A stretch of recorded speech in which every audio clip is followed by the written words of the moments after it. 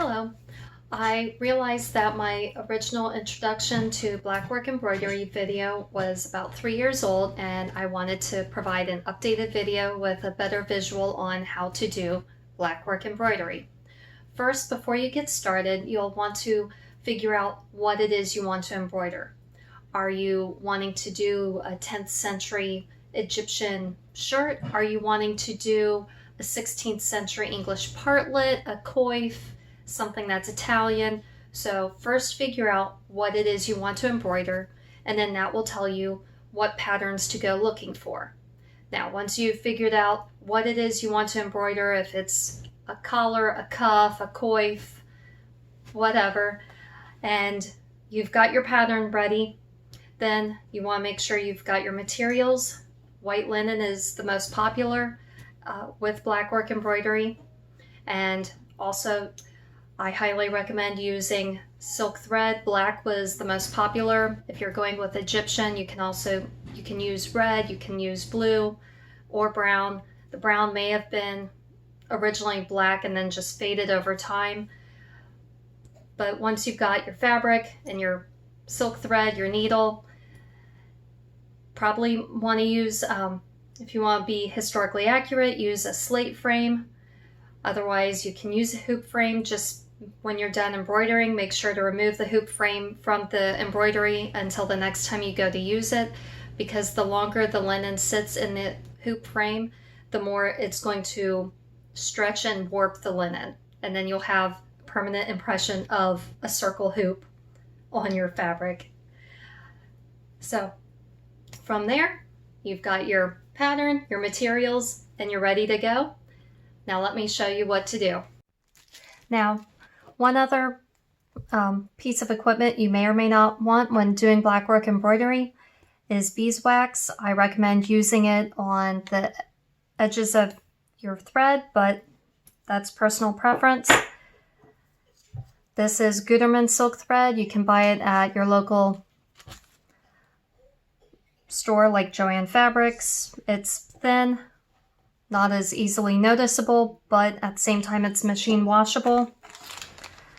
Other types of silk thread, this is untwisted silk thread.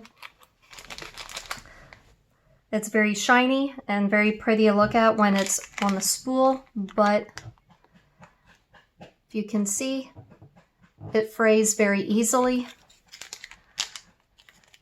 So this is definitely one to use beeswax with. And here's my favorite. This is a twisted silk thread. Again, I still use beeswax on the ends of the threads, but because it's twisted, it doesn't fray as much when you're embroidering. So now you've got your thread, you've got your hoop, your scissors, your beeswax. You're ready to go with your pattern. When I normally teach this class in person, I provide a little goodie bag for each student. And inside the goodie bag, I have silk thread and I have different types of fabric. But to get started, I also include students with canvas to work on. And as you can see, I have already started this. So I'm actually going to cut this thread and start from the beginning. Now, once you've threaded your needle, you'll want to find your starting place. And with any pattern, I personally prefer to work from the top left corner and work my way down and across like you would with writing. That's my personal preference because you will be going from one side to the other, doing a dotted line, and then you'll be going back and filling in your dotted line. Now, some people put a knot on the end of their thread. I personally like to weave my tail in. That's personal preference. So from here, I've pulled my thread through. I've got my tail back here. And now I'm going to go down. I'm actually going to skip one hole on this and go to the next hole. So my pattern is going to be every other hole. And then as I pull this through on the front, I want to make sure that my tail gets pulled in underneath, and then I'm going to skip one hole and go to the next hole, like that. And then I'm going to pull it tight. Make sure your tail is woven in. There we go. And then back on the top, skip one hole and go to the second hole.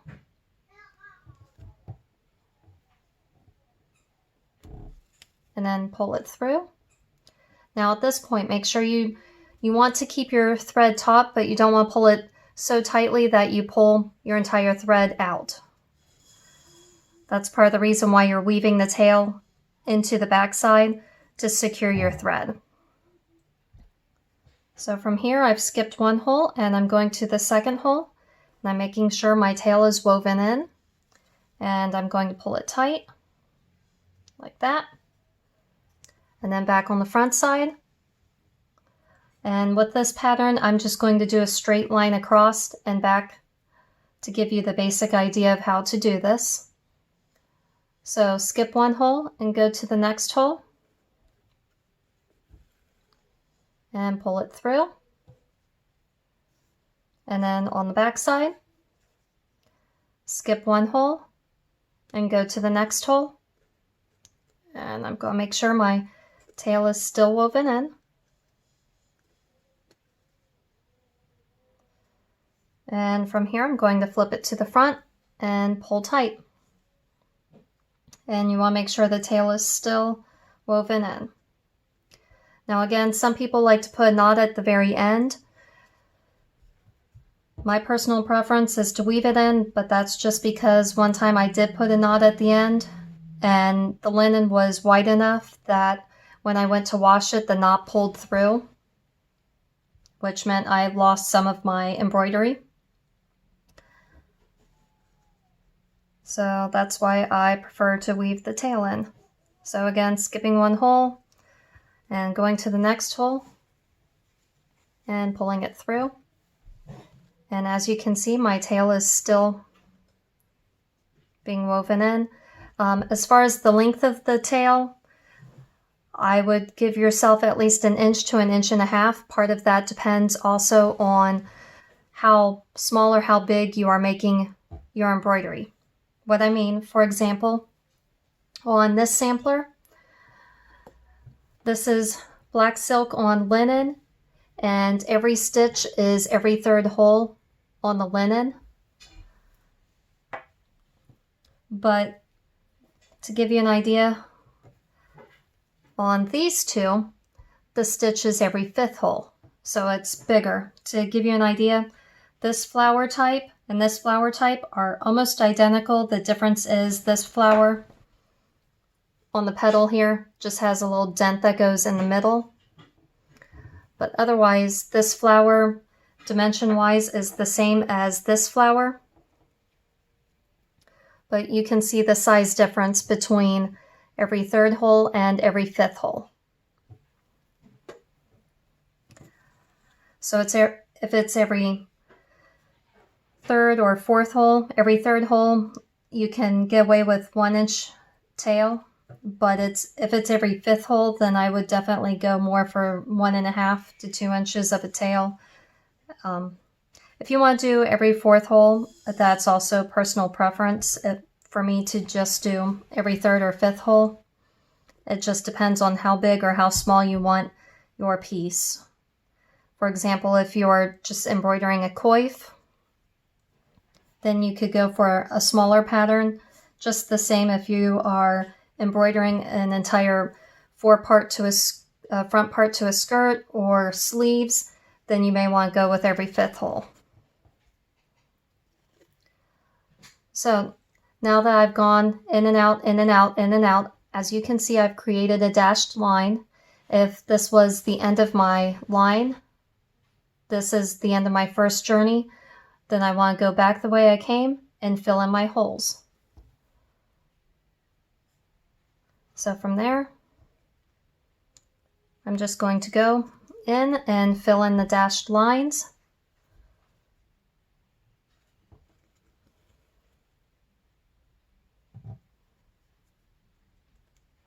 And this is also where you want to make sure to weave your tail in. So that way it's woven in both on the first journey and the second journey.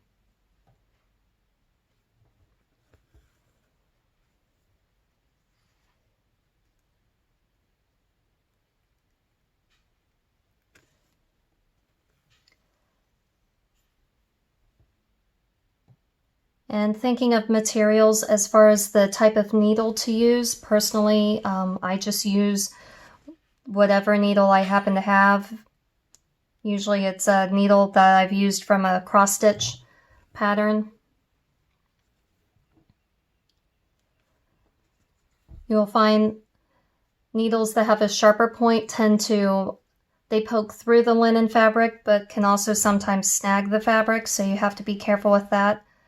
Just the same, if you have a needle that's dull on the edge, it won't snag the fabric, but sometimes it's slightly more difficult to poke it through the linen. And now you can see I've created one solid line. Now if I wanted to do something of a pattern, like for example, say I wanted to do this pattern right here. Personally, what I do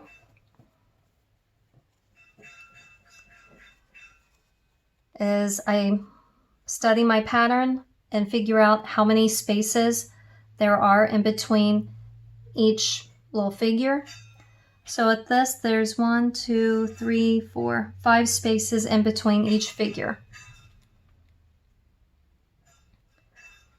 So just for teaching purposes, I'm not starting a new thread. I'm just going to use the same one that I have and find a new starting spot down below. So with this, I want to do every 5th space. I'm going to continue just doing as I was and doing every other hole. So I'm skipping 1 and going 1 down. So that's 1. Skipping a hole and going up the next one. That's 2, 3,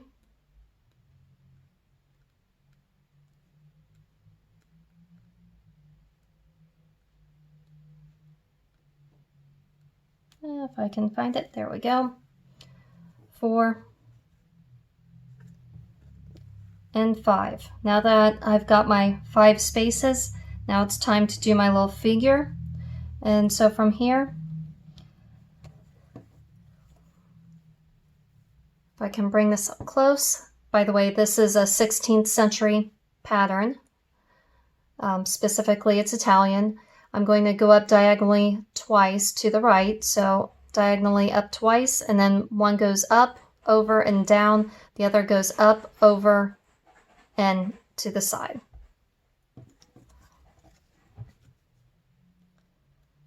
So I said diagonally twice to the right, going up, so going to skip 1 hole and go to the next hole, like that.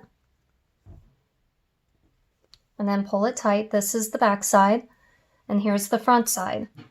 So now you can't see that dashed line, but the next one you will find. So skip 1 hole and go in through the next. And now I'm going to go up 1, so skip 1 hole and go to the next, go up, and then over,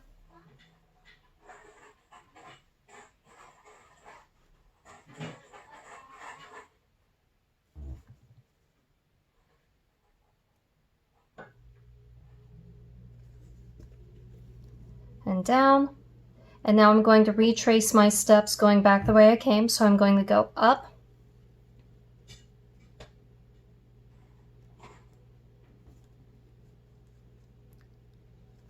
and then over, and down. So with that, I've got the top portion of this. Let me see if I'll zoom in here.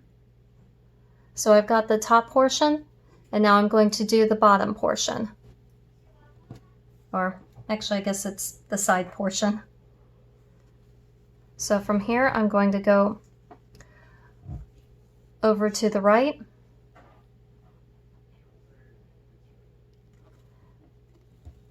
down,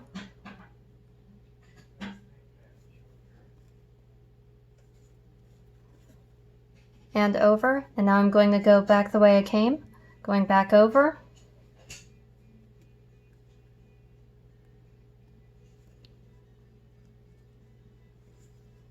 up, over, and at this point I'm just retracing my steps, doing the second journey, filling in this space.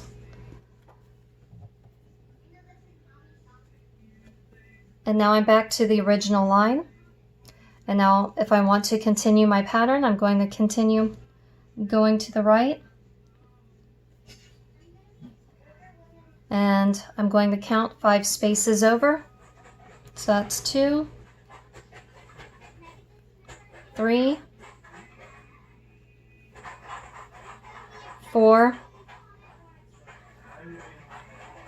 5, and now is when you want to go up and diagonally to the right again.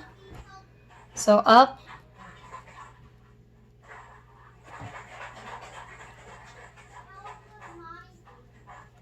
and up again, and then here's where you go straight up and then over to the left and then down.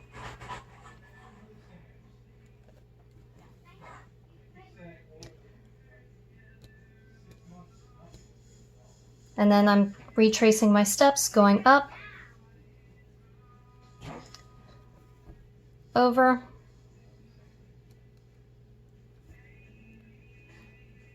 and back down. And now I'm going over to the right.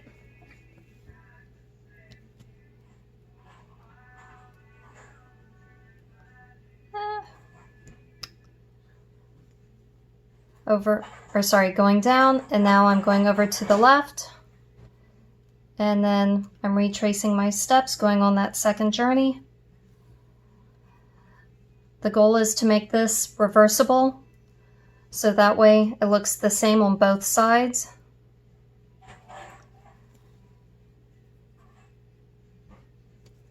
And that way it should hopefully resemble lace. Well, that's if you're doing more 16th century embroidery. And then if I want to continue, just do 5 more spaces.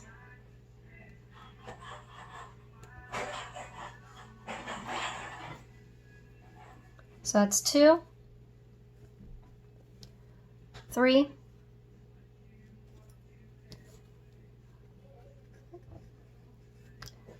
4, and 5. And now if I'm done with my pattern, say this is a collar and I've gone from one edge to the other, and now I want to fill in my spaces for the second journey, just go back the way I came.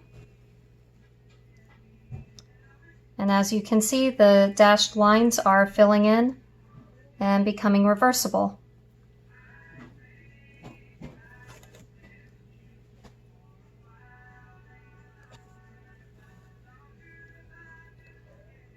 Now I recommend using, this is cross stitch fabric. I recommend using that first to practice on, to figure out what you're doing and how you're going to do it.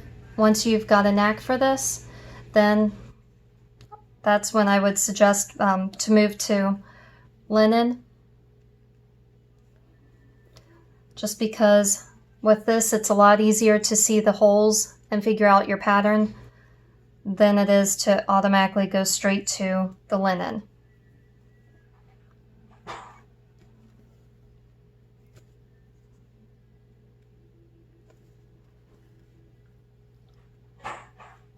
Now I finished my line.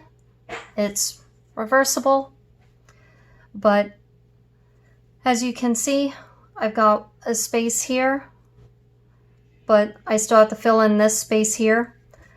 So normally what I would do is I would loop this around and then weave my tail in and out, before I cut my thread. So from here, I'm just going to weave it in the same as you did at the very beginning, giving your tail about an inch or so.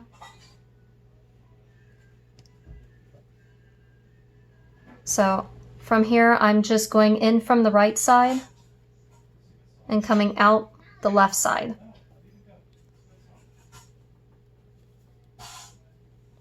And just weaving the tail in.